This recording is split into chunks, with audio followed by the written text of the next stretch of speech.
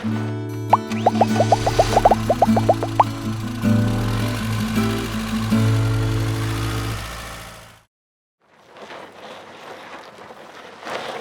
guys, David from RV Wholesalers with another RV part showcase. Today I want to talk to you about wheel chocks. Really simple product, but it's got a really good application.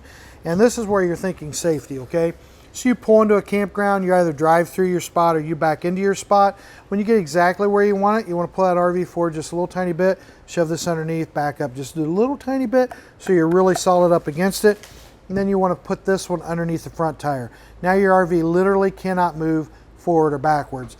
Not only is it safe, right, keeps it from moving, keeps it from rolling, but the really cool thing is it also helps with stability. The tighter this is, the less those tires can move, the more stable the coach feels when you're inside walking around in it. Other people found other uses for them, but that's the main use and that's the main RV use. If you don't have them, make sure you go out and get a pair.